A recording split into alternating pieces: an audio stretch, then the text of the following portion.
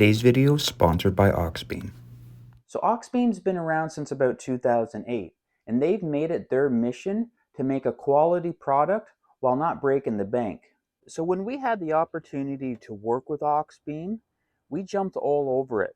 We've been a customer for over a year now. We have one of their light bars and two of their pods mounted on our hood.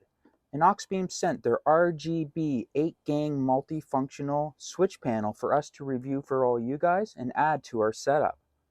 So this kit will come with everything you need to hook up your switch panel. Their instructions are super easy to read and understand, and there's some good installation videos on the Auxbeam website. Now there's lots of videos on YouTube that show step-by-step on how to hook up this switch panel.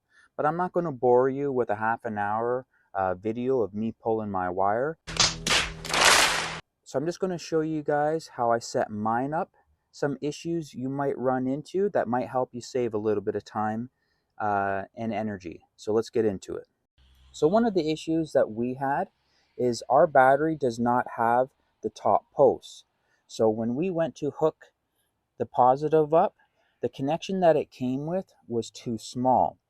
Sure, I could have drilled out the connection a little bit, but it was just easier for me to go down to my local automotive store, get a larger connection, and it worked perfectly.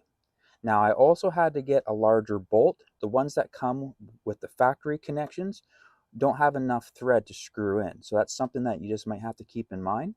But if you have the top post, this will probably not be a problem at all. Now one mistake that people make is they hook up all their power first, then hook in their lights. And by doing so, you can actually short out the switches that you hook into. Either they won't work at all, or they will have constant power, so you can't turn on or off your lights. So before you hook up either your positive or your ground, make sure you run all your light wires and have them hooked into the switch panel first. So the kit comes with the power line that goes from your battery cable to this breaker switch, and basically the same as what's in your house. You then connect the positive over to the positive connection in the switch panel. I then ran my ground wire. Instead of hooking it into the battery, I hooked it into the vehicle's ground right over there. So the switch panel here is got a beautiful display. So right now I just have my cube lights plugged in and my light bar, and I have 6 left. So to use it, you just push it on and off.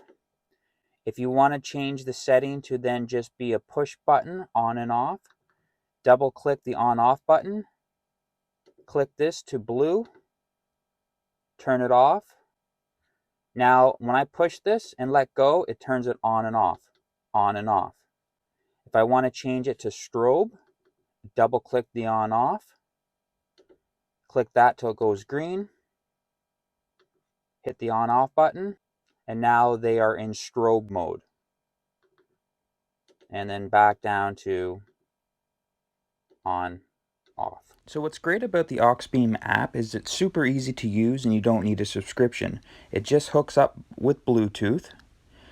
In the app, you're able to change the color from red, green, blue, yellow, purple, or white. And if you don't like those colors, well, you can pretty much pick any color in between. You can adjust how bright the panel is. So in the settings, you can then label each switch. You can either take a picture or you can select one of their icons that they have. Or if you're having trouble, they have a user guide, an about page, and how you can reselect a new device. So if you guys have ever thought about getting an Auxbeam product, check out their website. We'll leave links down below. And don't forget to give them a follow over on Instagram. Until next time, guys, take care and we'll see you in the next video.